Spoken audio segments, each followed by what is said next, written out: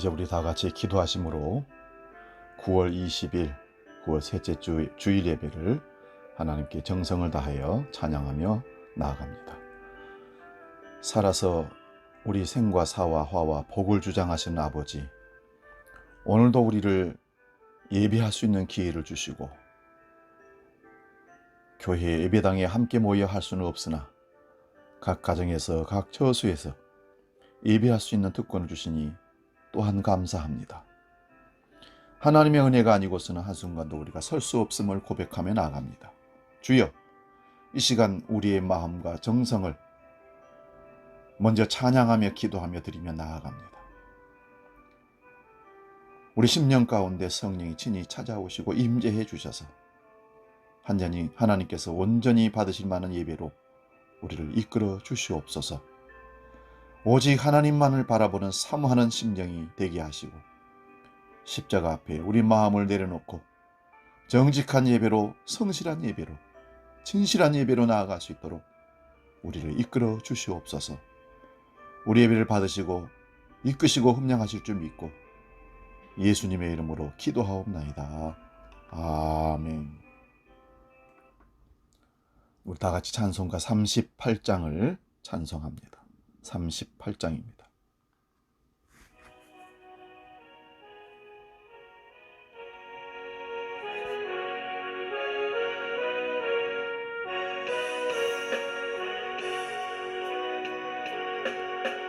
예수 우리 왕이여, 이곳에 오셔서 우리가 왕께 드리는 영광을 받아 주소서. 우리는 주님의 백성, 주님은 우리 왕이라.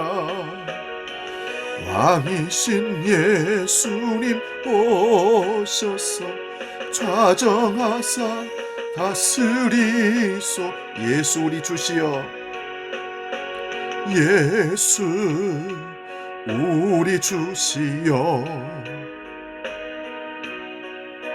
세우셔서 우리가 주께 드리는, 우리가 주께 드리는 찬양을 받아 주소서. 우리는 주님의 종들, 주님은 우리 주시라. 주 대신 예수님 오셔서 이 찬양을 받아주소서. 이제 우리 다 같이 묵상 기도함으로 우리 마음을 더 하나님께로 가까이 나아가며 고백하며 예배하기를 원합니다. 기도합니다.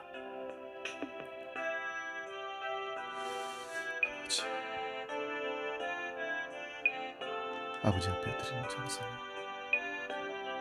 상달되는 예배로 우리를 이끌어 주셔서 하나님만을 기쁘시게 하는 예배로 우리를 이끌어 주시옵소서. 마음이 주께로 향할 수 있도록 하나님만이 우리 예배의 주장님이서 주인인 것을 고백하며 나아갑니다. 성령이 우리를 지배하시고 통촉하여 주셔서 오늘도 하나님 받으실 만한 진정한 예배가 우리 주 함께 모든 성도들 가운데 일어날 수 있도록 역사 주시옵소서. 오 주여, 붙들어 주시옵소서. 인도하십니다. 너희는 여호와께 감사하며 그 이름을 불러 아뢰며 그가 행하신 일을 만민 중에 알릴지어다. 그에게 노래하며 그를 찬양하고 그의 모든 기사를 전할지어다. 그의 성호를 자랑하라. 여호와를 구하는 자마다 마음이 즐거울지로다. 아멘. 사랑에 풍성하신 아버지 하나님, 한없는 은혜로 자비를 베풀어 주시고 우리를 보호해 주셨음을 감사드립니다. 이 시간 마음의 진심을 담은 예배를 온전히 드리기를 원하오니 영광으로 우리 가운데 임하여 주셔서 우리를 통제하시고 사모하는 마음을, 특심하는 마음을 강하게 허락하여 주옵소서. 예수 그리스도의 구원의 은총이 오늘 우리가 드리는 이 예배 가운데 가득하게 하시고 십자가의 은혜의 강물처럼 흐르게 하여 주옵소서. 이 시간 우리의 마음의 영안을 열어주셔서 이 세상을 창조하시고 섭리하시는 하나님의 영광을 보게 하시고 선한 목자 되시는 하나님의 음성을 듣는 축복을 우리에게 허락하여 주옵소서. 약속하신 대로 진심으로 성실함으로 예배하는 백성들에게 하늘의 신령한 은혜를 채워주시고 오직 하나님 한 분만이 우리 예배를 받아 주시옵소서. 이 세상의 심판주로 다시 오시는 재림의 주 예수 그리스도의 이름으로 기원하옵나이다. 아멘. 계속해서 우리 기도할 때에 한 주간의 삶 가운데 하나님 앞에서와 사람들 앞에서 지었던 모든 죄와 허물을 정직하게 고백하는 참된 진실한 참의 기도를 우리 함께 드리기를 원합니다. 기도하겠습니다. 아버지, 우리 죄를 용서하신다 하시고 그 주님 앞에 나아가서 엎드러지기를 원합니다. 십자가 앞에서 우리가 서기를 원합니다. 우리를 보기를 원합니다. 형식적인 신앙의 삶에서 아버지 앞에 엎드리지 못했던 그 모습들 아버지 언제나 높아집니다. 사는 종 다시 허락하여 주시옵소서. 얼마나 큰 죄가 우리 아버지를 다시 허락하여 하나님 앞에 사람 앞에 지었다 진정으로 고백하며 용서를 받고 다시금 빚어지는 시간 되게 하여 주옵소서. 우리가 어디 가서 주여 우리 죄를 용서하고 구할 수 있겠습니까? 오직 주님 앞에, 주님의 십자가 앞에 나올 수밖에 없는 존재인 것을 고백합니다. 보혈의 은총을 다시 허락하여 주옵소서. 주의 보혈로 우리를 덮어주시고 씻어주심으로 양털같이 흰눈같이 휘어지는 역사를 오늘도 그 은혜 가운데 체험할 수 있도록 사지음정을 다하여 주시옵소서. 주여 믿습니다. 아버지 받아주시옵소서. 이제 들으시기 바랍니다. 주님께서 우리에게 용서의 말씀을 허락하십니다. 내가 높고 거룩한 곳에 있으며 또한 통회하고 마음이 겸손한 자와 함께 있나니 이는 겸손한 자의 영을 소생시키며 통회하는 자의 마음을 소생시키려 함이라. 아멘. 우리 죄를 용서해 주신다 선언하신 우리 주님 앞에 사도신경으로 신앙 고백합니다. 이 신앙을 고백할 때에 주문이 아니라 진정한 마음을 담는 우리의 신앙의 고백이 될 수 있기를 간절히 바라면서 신앙 고백합니다. 나는 전능하신 아버지 하나님, 천지의 창조주를 믿습니다. 나는 그의 유일하신 아들 우리 주 예수 그리스도를 믿습니다. 그는 성령으로 잉태되어 동정녀 마리아에게서 나시고 본디오 빌라도에게 고난을 받아 십자가에 못 박혀 죽으시고 장사된 지 사흘 만에 죽은 자 가운데서 다시 살아나셨으며 하늘에 오르시어 전능하신 아버지 하나님 우편에 앉아 계시다가 거기로부터 살아있는 자와 죽은 자를 심판하러 오십니다. 나는 성령을 믿으며 거룩한 공교회와 성도의 교제와 죄를 용서받는 것과 몸의 부활과 영생을 믿습니다. 아멘. 이 시간 우리 찬송가 545장 이 눈에 아무 증거 아니 배워도 545장입니다.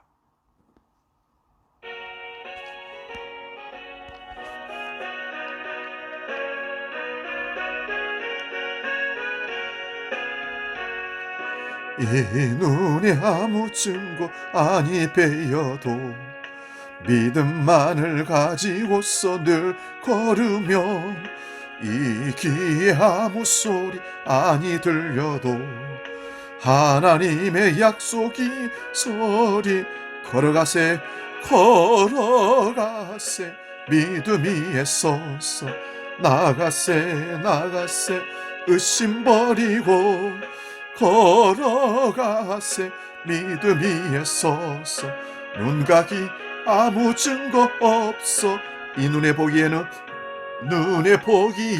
어떠든지 이미 얻은 증거들 늘 믿으며 이 마음에 의심 없이 살아갈 때에 우리 소원 주 안에서 이루 걸어가세 믿음 위에 서서 나가세 의심 버리고 걸어가세 믿음 위에 서서 눈가기에 아무 증거 없어 주님의 거룩함 두고 맹세한 주 하나님 아버지 참 미쁘다 그 귀한 모든 약속 믿는 자에게 능치 못할 무슨 일이 있을 걸어가세 믿음 위에 서서 나가세 의심 버리고 걸어가세 믿음 위에 서서 눈가기에 아무 증거 없어도 이 시간 함께 기도하겠습니다. 우리 마음을 담아서 제가 기도할 때에 여러분도 함께 마음으로 협력하시길 바랍니다. 기도합니다. 사랑과 은혜와 자비가 풍성하신 아버지 하나님, 우리를 사랑하시는 하나님, 죄로 인하여 멸망받아 마땅한 인간들을 이토록 사랑하시사 독생 성자를 통한 대속의 은총을 베푸시고 소망 없던 우리들에게 이 은혜를 인하여 소망의 삶을 살게 하신 아버지 하나님께 찬양과 감사와 경배를 드리며 영광 돌립니다. 주님, 지난 한 주간 동안도 우리는 형제와 이웃들에게 무관심했고 오히려 미워했던 것들도 있었음을 자복합니다. 나 혼자만 선한 것으로 생각했고 다른 사람들은 어리석으며 모질고 악하다고 여겨왔던 지난 한 주간의 우리 모든 죄를 다시 한번 용서하여 주시옵소서. 저희가 하나님과 여러 이웃들에게 얼마나 많은 허물을 죄를 범하였으며 마음을 아프게 했는지를 깨달아 알게 하시고 주님의 자비를 구할 수 있는 은혜를 오늘 주셨음을 감사하며 온전하게 다시 한번 회개하며 나아갑니다.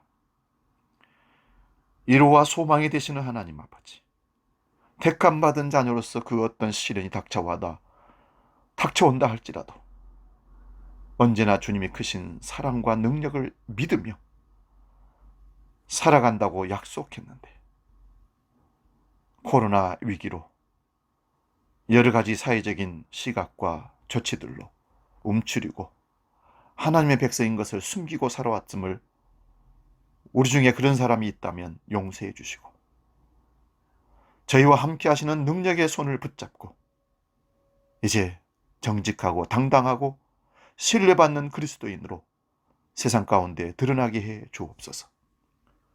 원하옵기는 광야와 같은 이 세상의 고달픈 길들을 걷는 동안 저희의 목마름과 주림을 다시 살펴주시고 불기둥과 구름기둥으로 이스라엘 백성들을 인도한 것처럼 우리를 인도하여 주시옵소서. 선한 목자 되신 주님, 지금도 이 세상에는 목자 없는 양같이 우리 방황하는 영혼들이 얼마나 많이 있는지 모릅니다. 구원과 심판이 무엇인지도 모르고 천국과 지옥이 무엇인지도 모른 채 눈앞에 보이는 이익만을 위해서 물질만을 쫓아가는 몸부림치는 어리석은 영혼들이 많습니다. 저들 영혼들을 불쌍히 여겨 주시고 주님을 알 수 있는 지혜를 허락하여 주시옵소서. 이제껏 추구하며 살았던 모든 것들이 헛되고 헛된 것임을 깨달아 영원하신 생명의 주님을 만나는 참된 복이 그들에게도 우리를 통하여 일어날 수 있도록 주님 도와주시옵소서. 주님을 믿고 따르는 것이 얼마나 복된 것인지를 뼛속 깊이 느낄 수 있도록 인도하여 주시옵소서.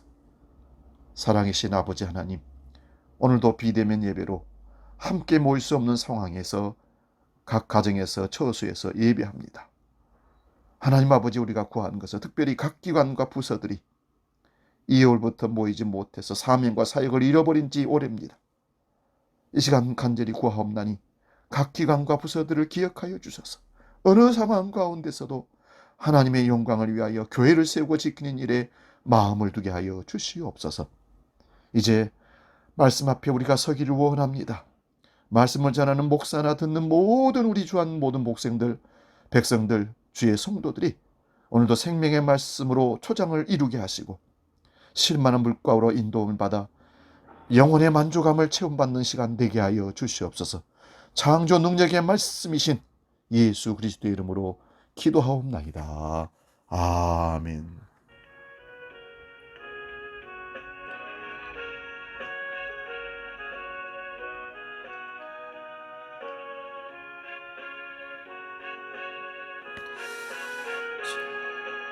말씀으로 함께 하소서. 우리 가운데 역사.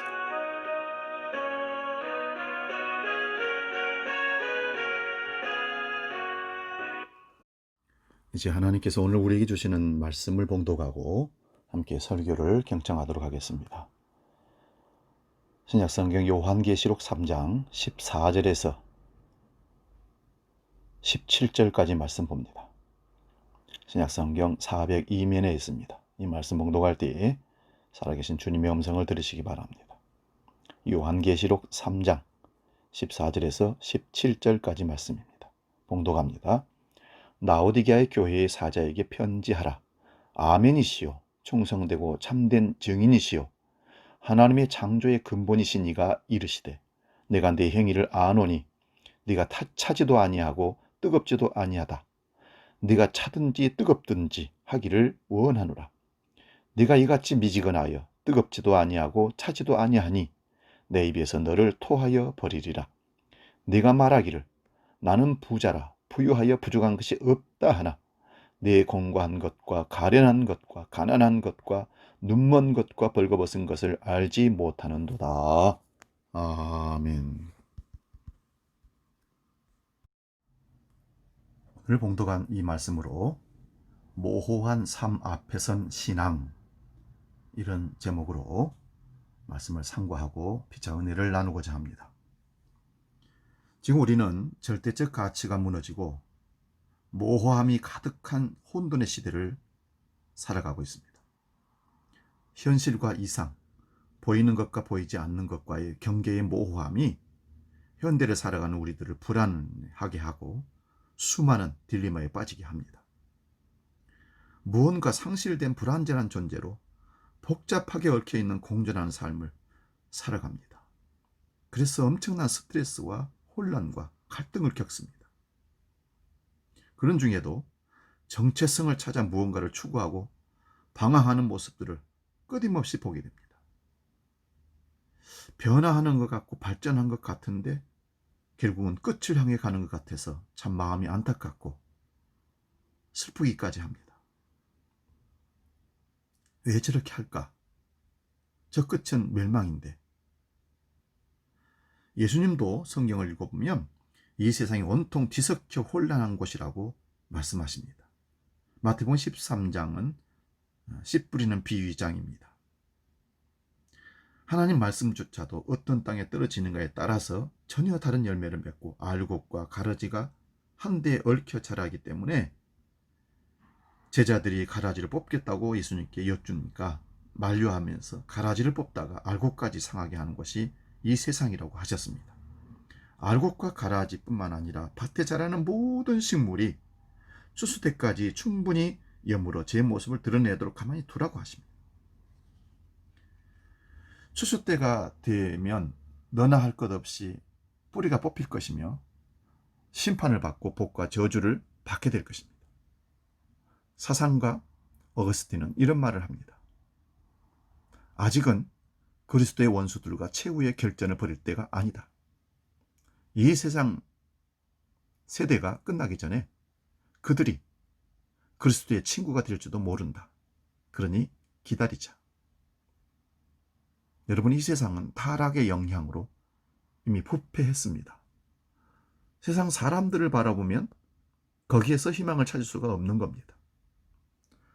마귀 원수는 인간을 뒤에서 조종하여 이 지구상에 있는 자원을 부질없는 일들로 마구 쓰도록 고갈을 재촉하고 사용을 부추기고 과도한 욕심으로 계속해서 뭔가를 개발해서 써버리고 없애버리는 그런 일들을 계속하고 있습니다. 지구가 망가져서 온난화로 온통 세상이 난리 법석인데도 불구하고 전혀 내 이익이라면 지구, 세상 같이 멸망한 것을 모르고 다 고갈시켜버리고 그렇게 살아갑니다. 하나님의 은혜를 받아 하늘을 평안을 구하며 살아가는 사람들 옆에 그 가라지 같은 자들을 사탄 마귀가 붙여놓았습니다. 이처럼 악이 넘쳐나는 세상 속에서 알곡은 가라지 같고 가라지도 알곡처럼 보입니다. 저는 이것을 모함이라고 봅니다. 주일날 성경 들고 교회 가는 것을 보는데 교인인 것 같은데 생활하는 것을 보면 세상 사람들과 차이가 없어 보이는 이 모함이 사람들로 하여금 혼란스럽게 만듭니다. 코로나 사태로 우리가 살아가야 할 앞길은 보이지 않고 결과도 예측하기 어렵습니다. 이것이 모함입니다. 하지만 이를 예상하고 대비책을 세울 만큼 모호한 현실을 진지하게 받아들이는 지도자와 목회자와 그리스도인들이 그렇게 많지 않다는 것이 슬픕니다. 그래서 정치에 휩쓸리고 세상 경제, 사회, 문화에 흡수되어서 그리스도인들의 정체성을 잃어버리고 헷갈리게 합니다. 그리스도인들은 세상을 선과 악 양극단으로만 보려고 합니다. 하지만 밭에는요, 세상에는요, 알곡과 가라지가 섞여 있다는 것을 항상 기억해야 됩니다. 우리 마음속에도 마찬가지입니다. 선과 악이 항상 공존하고 싸우고 있습니다. 우리는 모호함이라는 어두운 진실을 하나님의 마음과 눈으로 귀로 이제 주시해야 합니다. 또한 모호한 세상을 유심히 살피듯이 우리 안의 양면성 또한 들여다봐야 됩니다. 이것을 자기성찰이라고 합니다. 바깥 세상과 마찬가지로 우리 안에도 크고 작은 동기들, 선하고 악한 동기들이 뒤섞여 있습니다. 우리는 분명 원수들을 미워하지만 사치와 권력과 명예를 때로 갈망하며 살아가는 사람, 이중적인 삶을 사는 것을 봅니다. 어둠이 더 좋아 빛에 등을 지고 사는 사람들도 그리스도인 중에 너무 많습니다.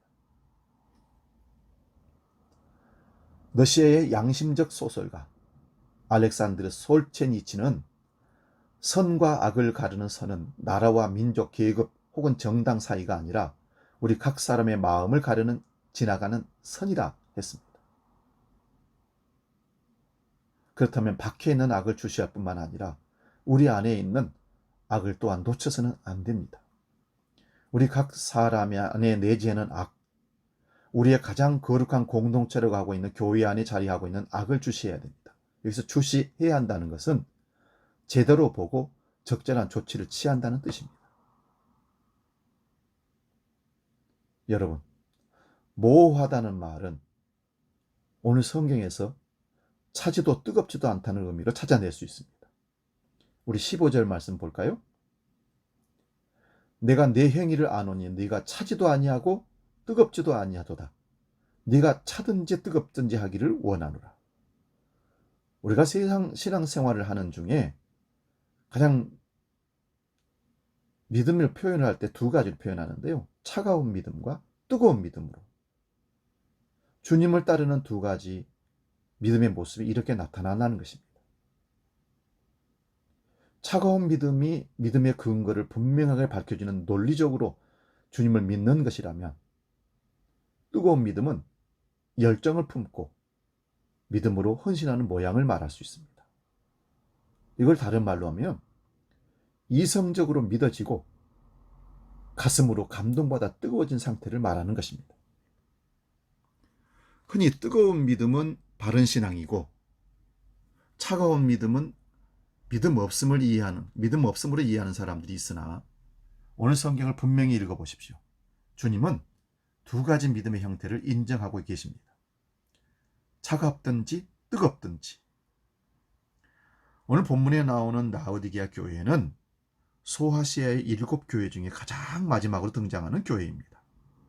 여러분, 아주 뜨겁거나 아주 차가운 곳에는 병균이 살지 못합니다. 세균이 살지 못한다는 것입니다.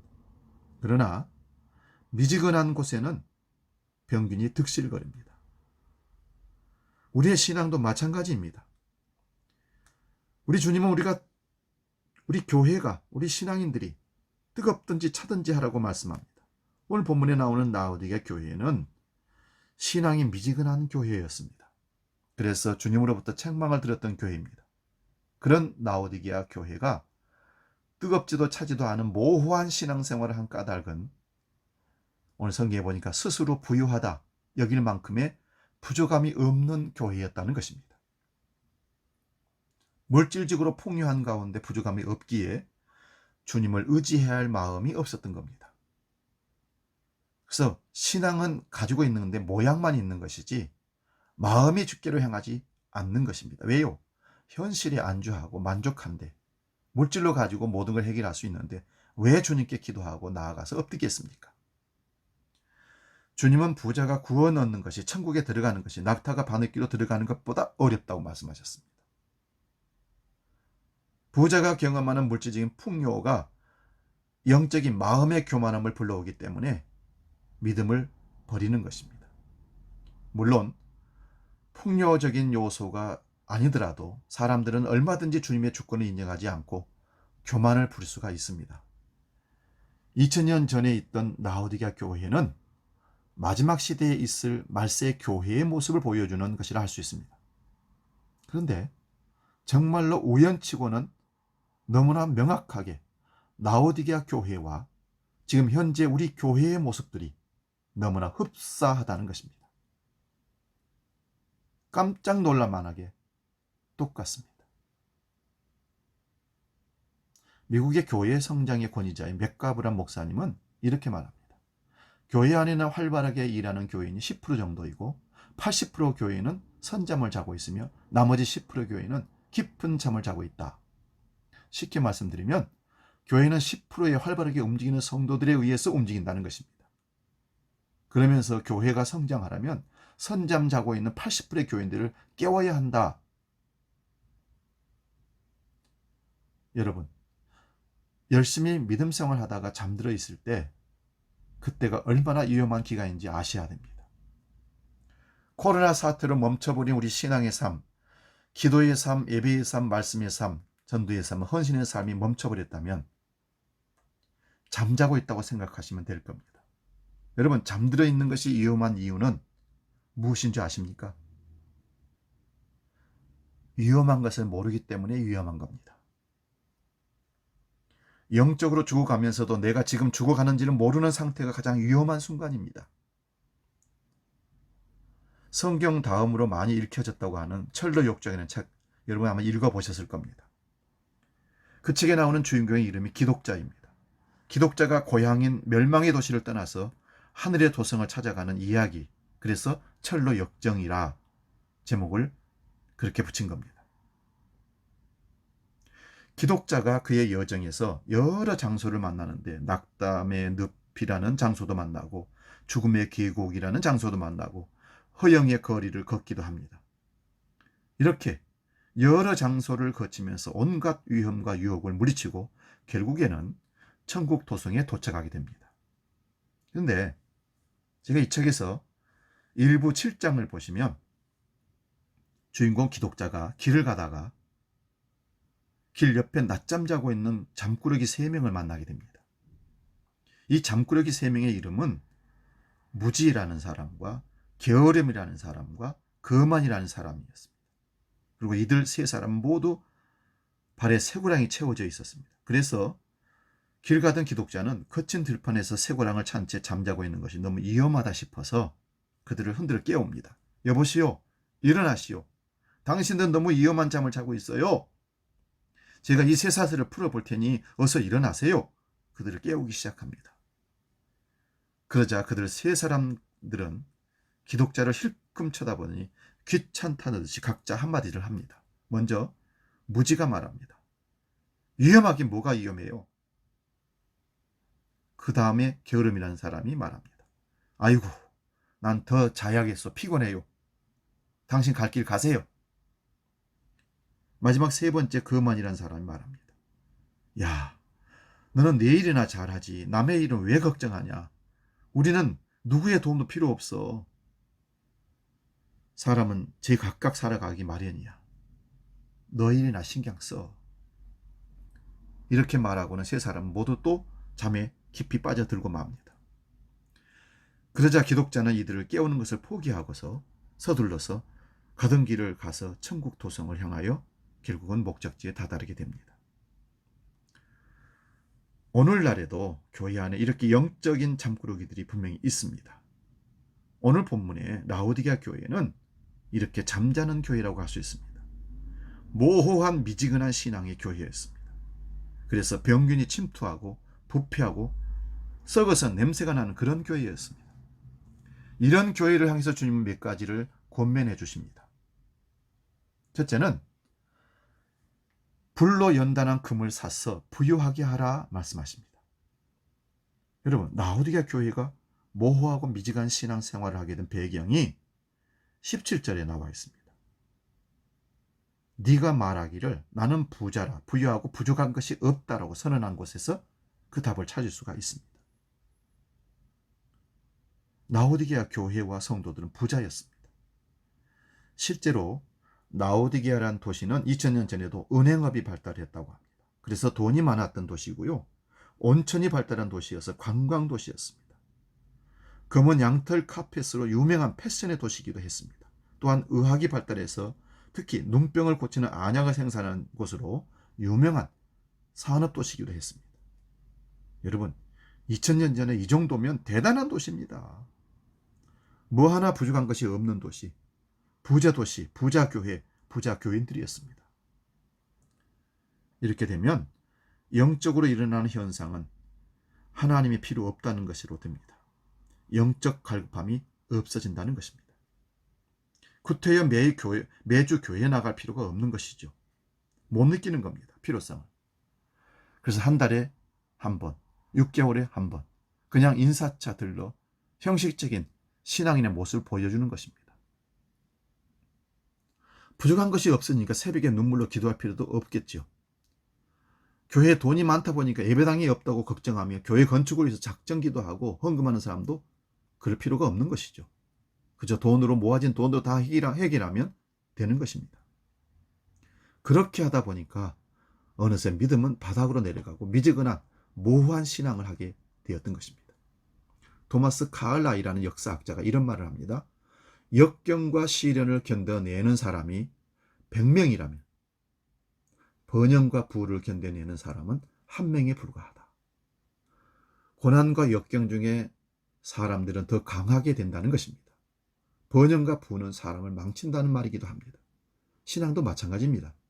믿음 생활 잘 하다가 풍요로워지고 번영하게 되면 하나님을 배반하고 타락하게 된다는 것입니다. 중국의 선교 역사를 한번 보면요, 과거 중국이 이 30년 동안 엄청난 교회 성장을 이루었습니다. 지금도 지금의 중국의 가정교회 수가 1억 2천 명으로 추산하고 있습니다. 1억 2천 명. 여러분, 우리나라 인구의 1000만 명이 그리스도인이라고 했지 않습니까? 중국 인구에서 1억 2천 명은 10분의 1이 예수를 믿는다는 것입니다. 이렇게 기하급수적으로 성장하다가 현재는 멈춰버린 상태이라고 합니다. 그 이유를 경제 성장이라는 것에서 찾고 있습니다.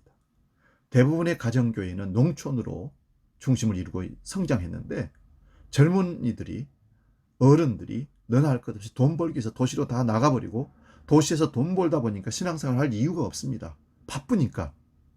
한 푼이라도 더 벌어야 되니까. 이렇게 신앙생활 하다 보니 중국이 멈춰버리고, 물론 정치적으로 압박해서 선교사들을 쫓아내버리고 폭정을 하고 있는 것이 한 이유이기도 하지만 지금은 멈춰버리고 쇠퇴하는 상태에 있습니다.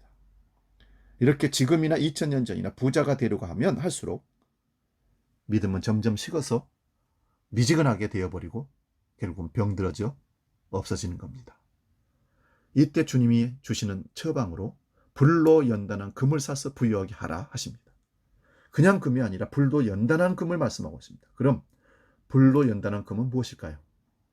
뜨거운 용광로 속에 완전히 녹아서 불순물을 다 제거한 순수한 순금 24K를 말하는 것입니다.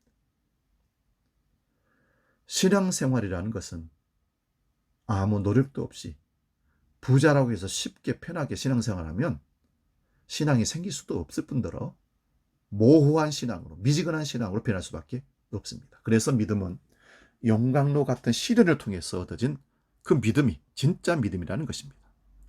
과거 중국이 기독교를 탄압하고 그럴 때 그 시련을 견뎌내며 믿었던 그 믿음이 진짜 믿음이고 순수한 믿음이라는 것입니다. 오늘 주님은 그런 정금같이 순수한 믿음을 가지고 신앙생활하라고 우리에게 교훈하십니다. 라오디게아에 주시는 두 번째 권면은요, 교인들에게 흰옷을 사서 입어 벌거벗은 수치를 보이지 않게 하라고 하십니다.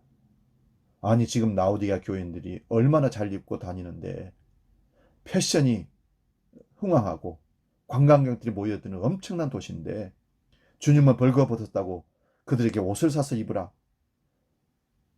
겉으로 보기에는 아주 잘 입는 것 같이 보였지만 주님의 불꽃 같은 눈으로 보니까 아무리 좋은 옷을 입고 그들을 가린다고 하더라도 그들이 짓고 있는 죄들이 낱낱이 드러나 보였던 것입니다. 여러분, 세상 사람들은 속일 수 있어도 주님의 눈은 속일 수가 없습니다. 인생들에게 절대 속지 않으신 분이라는 겁니다. 우리가 나중에는 하나님의 심판대 앞에 한 명도 예외 없이 다 서게 될 텐데 그때에는 모든 것이 벌거벗은 것 같이 드러날 것이라 합니다. 히브리서 4장 13절에 그렇게 기록합니다. 다 드러날 것이다. 그때에는 가릴 수 있는 것이 아무것도 없습니다. 주님께서 말씀하시는 흰옷을 사서 입어야 벌거벗은 수치를 갈 수 있다고 하십니다.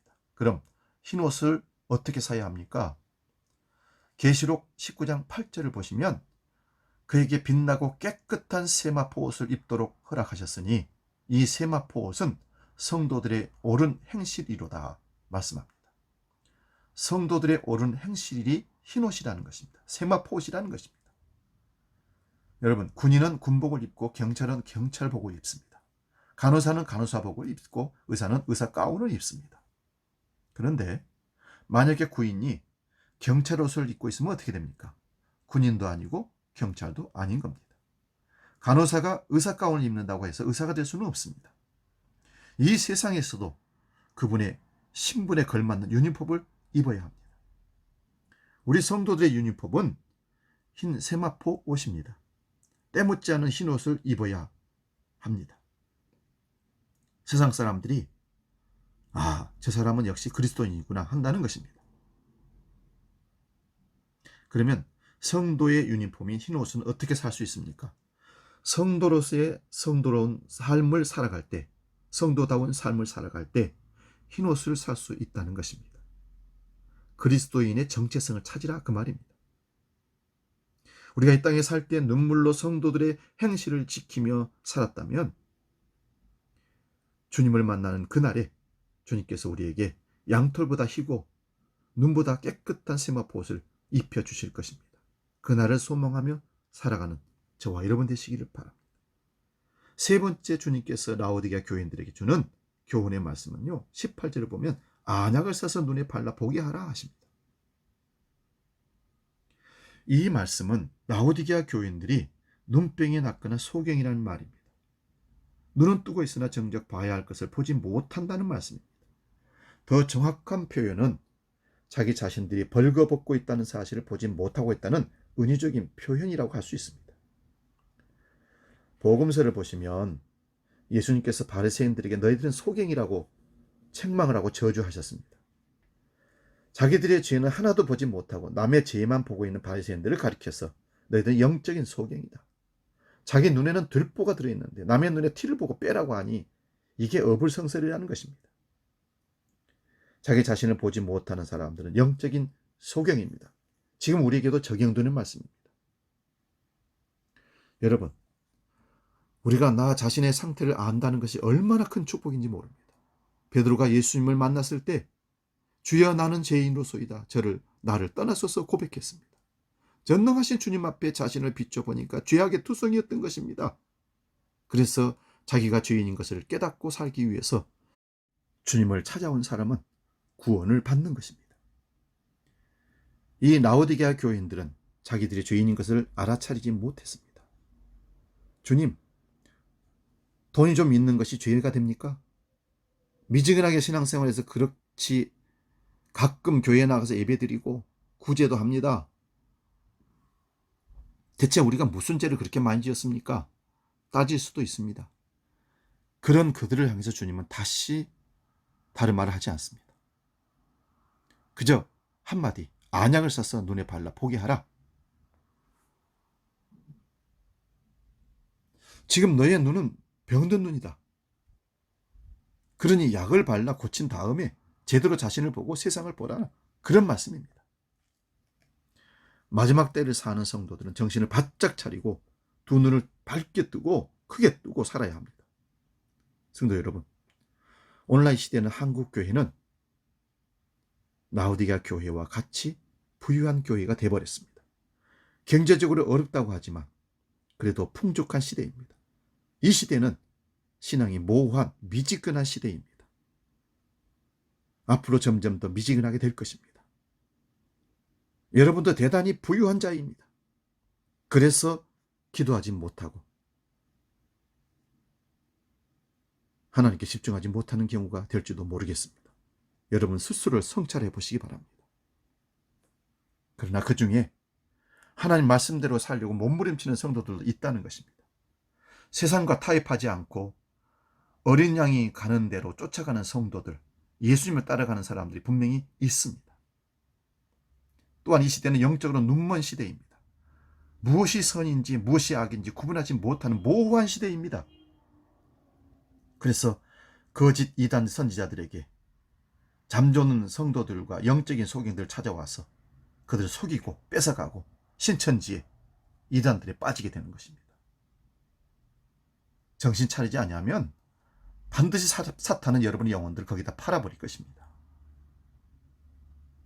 그러면 이런 시대에 우리는 어떻게 살아야 됩니까? 오늘 보면 19절을 볼까요? 내가 너를 구원하노니 내게서 불로 연단한 금을 사서 부유하게 하고 흰옷을 사서 입어 벌거벗은 수치를 보이지 않게 하고 안약을 사서 눈에 발라 보게 하라. 이 말씀 안에 모든 교훈이, 모든 주님의 권면이, 마지막 기회가 우리에게 주어져 있습니다. 열심으로 믿음 생활하는 것은 제대로 보고 행동거지를 바르게 하고 미지근한 틈을 주지 않고 열정적으로 눈을 떠서 세상을 보며 자기를 보며 주님을 따라가는 것입니다. 신앙의 모호함이란 두 사이에서 머뭇거림이 모호함입니다. 열왕기상 18장 21절을 봅니다. 사회가 혼탁하고 종교적으로 타락한 상황 가운데 살아가는 이스라엘 백성들에게 엘리야 선지자가 이렇게 말씀을 선포합니다. 열왕기상 18장은 갈멜산상에서 엘리야의 기도, 대단한 기도죠. 그 21절 들어보시기 바랍니다. 엘리야가 모든 백성에게 가까이 나아가 이르되 너희가 어느 때까지 둘 사이에서 머뭇하려느냐. 여호와가 만일 하나님이면 그를 따르고 바알이 만일 하나님이면 그를 따를지니라 하니 백성이 말 한마디도 대답하지 아니하는지라. 이 말씀을 하는 상황은 갈멜산에서 엘리야와 바알 선지자 450, 아세라 선지자 400명, 도합 850대 1의 기도의 대결장입니다. 아니, 누구 신이 진짜 신인지를 가려내는 현장입니다. 대결 방법은 간단합니다. 갈매산 꼭대기에 제단을 쌓고 그 위에 송아지를 잡아 올려놓고 불도 없이 그냥 불을 사르는, 재물을 사르는 그 신이 진짜 신이라, 정말로 자기가 섬기는 신이라, 살아있는 신이라면 제단에 불을 내려줄 거라고 하면서 바알 선지자, 아세라 선지자 850명과 선지자 하나, 진짜 선지자, 하나님의 선지자 하나, 엘리야가 대결을 합니다. 두려운 현장이죠. 엘리야 선지자는 어디서 이렇게 당당함이 나왔을까요? 진짜를 믿기 때문입니다. 그리고서 먼저 바알과 아세라 목상을 섬기는 선지자들 850명이 자기들의 신들에게 아침부터 정오까지 기도를 합니다. 그런데 아무런 반응이 없습니다. 그러자 신이 반응이 없자 칼과 창으로 자기들 몸을 상하고 피를 흘리면서 더 난리를 치며 미쳐서 법석을 떱니다. 그러나 응답이 전혀 없습니다. 그리고는 이제 엘리야 차례가 되었습니다. 열왕기상 33절에서 35절을 보시면 제단에 물을 붓습니다. 여러분, 그냥 제단 위에 송아지를 각을 떠놓고 불 내려 태우게 하는 것도 힘들 일이지만 엘리야 선지자는 물을 붓습니다. 도랑에 붓고 재물에도 붓습니다. 여러분, 불이 내려도 불이 붙지 않을 정도로 물을 부어놨습니다. 우리 하나님은 이런 가운데서 역사하십니다. 제단이 완전히 물로 촉촉히 적셔져 있습니다. 그리고 열왕기상 37절을 보니까 18장 37절을 보니까 엘리야 선지자가 간단하게 기도합니다. 여호와여 응답하소서. 이 백성으로 주 하나님 여호와께서 하나님이신지를 알게 하옵소서. 기도하는 동시에 하늘에서 불이 내려서 제단에 제물을 태웠을 뿐만 아니라 도랑의 물까지도 다 증발시켜버렸습니다. 이런 하나님이 우리 하나님인 것을 백성들 앞에서 보여준 겁니다. 이 사건으로 인해서 두 사이에서 머뭇거리며 방황하던 이스라엘 백성들이 하나님께로 돌아오는 엄청난 결과를 낳게 되었던 것입니다. 열왕기상 18장 39절을 보시면 모든 백성이 보고 엎드려 말하되 여호와 그는 하나님이시로다. 여호와 그는 진짜 하나님이시로다 고백합니다. 이 고백을 하기 전에 그들은 둘 사이에서 머뭇거리는 자였습니다. 방황하는 자들이었습니다. 모호한 신앙을 갖고 있었던 미지근한 사람들이었습니다. 오락가락하는 사람들이었습니다. 그래서 너희가 어느 때까지 두 사이에서 머뭇하려느냐 결단하라고 말합니다. 하나님과 세상 사이에 양다리를 거치고 적당하게 타협하며 살지 말고 결단하라는 것입니다. 그래서 예수님도 너희가 차든지 뜨겁든지 하라 말씀하시면서 만약 미지근하면 입에서 토하여 버린다 말씀합니다. 물질도 섬기고 하나님 섬기고 두 주인 섬길 수 없다 하십니다. 예수 그리스도를 믿는 주의 백성들은 세상과 짝하여 상황과 환경과 타협하며 적당히 살 수가 없습니다. 아니, 적당히 살아가는 사람은 불신자들과 같은 사람이고 더 험악한 죄를 짓는 사람들입니다. 오늘 우리의 신앙의 모습이 세상 사람들과 차이가 나지 않을 정도로 모호해졌습니다. 이런 모호한 삶 앞에 선 우리, 이제 신앙을 결단할 때가 되었습니다. 차지도 않고 뜨겁지도 않은 신앙이라면, 세상과 하나님 사이에 머뭇거리는 신앙이라면 오늘 한쪽을 선택해야 합니다. 차지도 뜨겁지도 않은 미지근한 신앙을, 가짜 신앙은 이제 버릴 때가 되었습니다. 세상과 하나님 사이에 머뭇거리는 모호한 행동을 하고 있는 우리의 신앙은 이제 버릴 때가 되었습니다. 가나안 땅을 정복하고 이 세상을 떠나려는 죽음 앞에 선 이스라엘의 위대한 지도자 여호수아는 백성들 앞에서 마지막 유언 같은 얘기를 합니다. 나와 내 집은 여호와를 섬기겠노라. 너희도 오늘날 너희가 섬길 자를 택하라고 담대하게 외쳤습니다. 이제 우리가 결단할 때가 되었습니다. 이 코로나 위기 가운데 신앙을 다시 결단하십시오. 우리 믿음이 과연 어떤 믿음입니까? 기도하겠습니다. 살아서 불꽃 같은 눈동자로 우리를 살피시고 우리와 늘 동행하시며 우리 가운데 계신 하나님, 모호한 삶 앞에 선 신앙이 부끄러운 신앙, 가짜 신앙인 것을 밝혀내고 진짜 신앙인 것을 밝혀내는 결단의 현장이라는 사실을 압니다. 라오디게아 교회의 신앙인들이 뜨겁지도 않고 차지도 않은 신앙으로 미지근한 신앙이 되었을 때 주님께서 그 입에서 토하여 버리겠다, 내쳐버리겠다 심판을 선언하셨던 그 음성이 오늘 한국교회, 우리 주안교회 앞에 선언되고 있습니다. 오늘 우리는 어떤 신앙을 갖고 있는지 다시 한번 살피게 해주시고 모호한 삶 앞에서 바른 신앙의 모습을, 결단하는 신앙의 모습을 오직 하나님만이 참된 신이십니다. 참된 우리 주님이십니다. 우리의 주인이십니다. 고백하는 결단의 시간이 지금 우리 앞에 놓여 있습니다. 결단하게 해 주옵소서. 선택하게 해 주옵소서. 아니, 하나님이 선택을 하셔서 우리를 끌어가 주시옵소서. 지금 코로나 위기 가운데 한국교회가 결단할 때가 되었습니다. 한국교회 신앙인들이 결단할 때가 되었습니다. 이 기회를 놓치지 말게 하시고 바른 신앙을 세우는 좋은 기회가 될 수 있도록 은혜를 더하여 주시옵소서. 이제 우리의 구원주가 되시고 우리의 결단을 받으시는 예수 그리스도의 이름으로 기도하옵나이다. 아멘. 이어서 오늘 우리가 드린 헌금을 위해서 봉헌 기도하겠습니다. 함께 진실한 마음으로 헌금을 드리는 마음으로 함께 동참하여 기도합니다.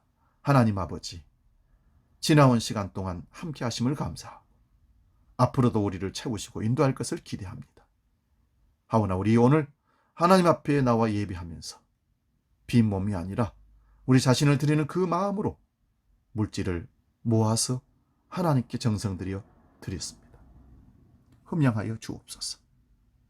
물질의 많고 적음이 아니라 마음의 정성을 보시고 믿음의 성도들을 축복하여 주옵소서.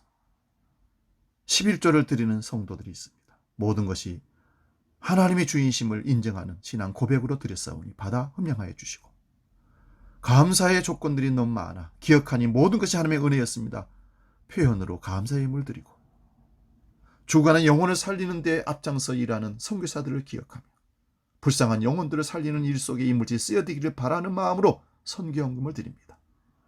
교회가 세워지는 그런 일들에 쓰임받기를 위해서 건축헌금을 드립니다. 1,000번제를 드립니다. 아버지, 주정헌금을 드립니다. 매주 하나님 앞에 내가 약속한 헌금, 주정헌금을 드리는 성도들을 기억하여 주시고 한결같은 그들의 믿음을 받아 흠양하셔서 어려운 이때의 가정과 직장과 일터를, 사업장을 지켜 보호하여 주옵소서.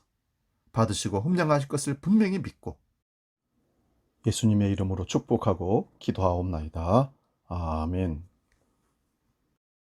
다 같이 찬송가 316장 부르면서 우리 봉헌하겠습니다.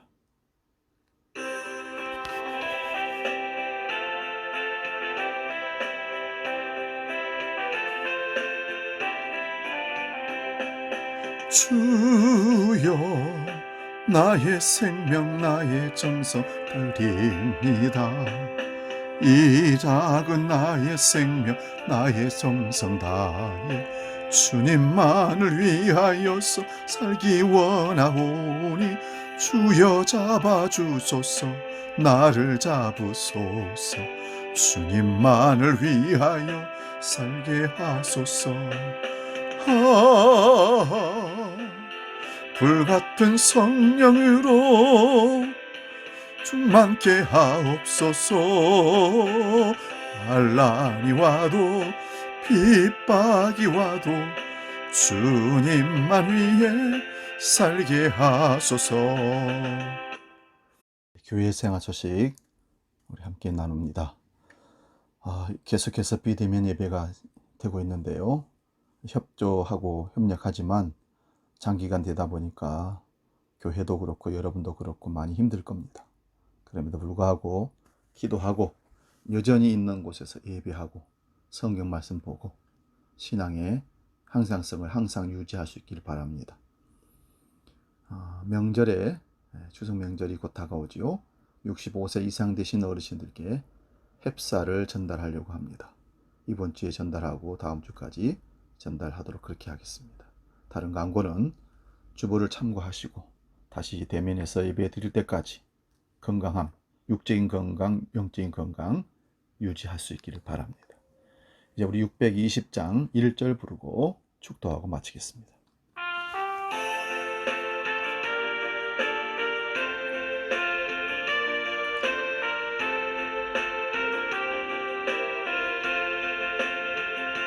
여기에 모인 우리 주의 은총 받은 자여라. 주께서 이 자리에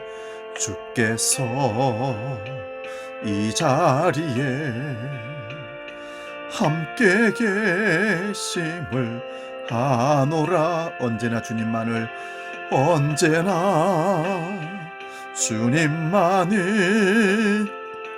찬양하며 따라가리니 시험을 당할 때도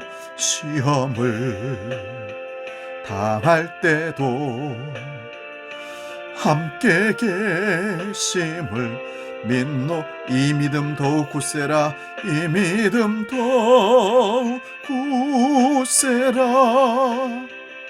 주가 지켜주신다. 어두운 밤에도 주의 밝은 빛 인도하여 주신다. 기도하겠습니다. 하나님, 오늘도 예배하게 해 주시고 한 마음으로 주께 향할 수 있도록 우리를 성령 안에서 모아주셔서 감사합니다.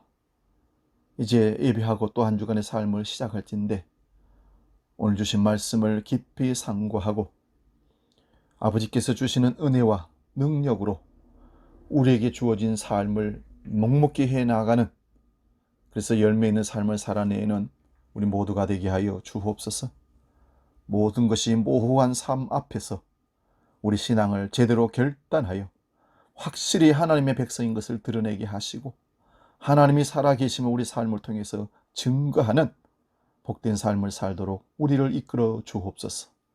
이제는 우리 주 예수 그리스도의 은혜와 아버지의 놀라우신 사랑과 성령님의 감동 교제 역사 충만케 하심이 오늘 예배하고 모호한 삶 앞에서 확실한 신앙으로 결단하여서 주님의 자녀로 당당하기로 살기로 약속하고 결단하는 머리 숙인 모든 주의 백성들 머리 위에 이 민족과 세계 열방 가운데 영원히 함께 계시기를 간절히 축원하옵나이다.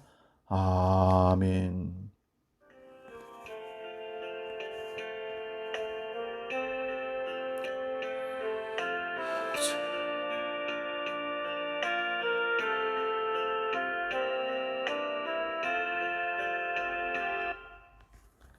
오늘도 승리하셨습니다. 감사합니다.